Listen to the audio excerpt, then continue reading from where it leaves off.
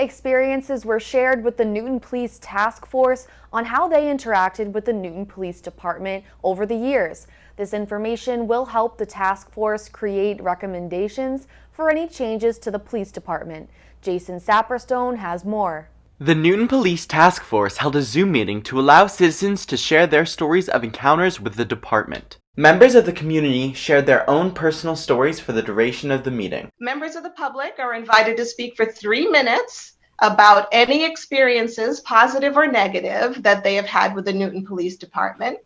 This is Howard Shulkin, and I'm going to comment on 2 interactions with police that I had. They both involved 911 calls, and both times the police handled it terrifically. I looked up that officer's 2019 earnings, and he made almost $80,000 in 2019, which may not sound like a lot by Newton standards, but to put that in perspective, this past year, my job at the special ed department of a Newton public middle school, making sure kids with disabilities were receiving the services they needed, I was paid $22,000 a year for that job. And somehow, in this past budget cycle, I lost my job because my salary was deemed too expensive for our city, and the kids I provided support to were deemed not worth supporting. So in my conclusion, I really want everyone here to ask themselves, what is public safety? And are we really putting our money where our values are? My taxpayer dollars pay the police force. It's bad enough that cops are armed when they cross children to and from school when they have crosswalk duty.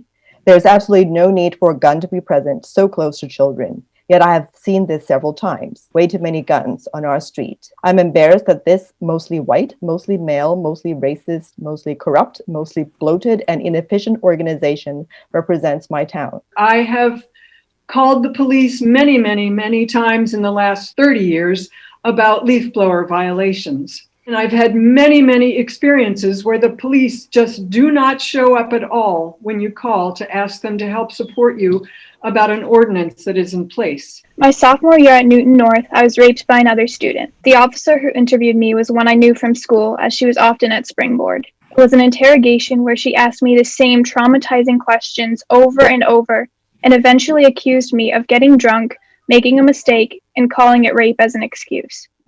Due to the overwhelming amount of community participation, the task force stated that they will be planning another Zoom meeting to hear citizen stories. Jason Saperstone, Newton News.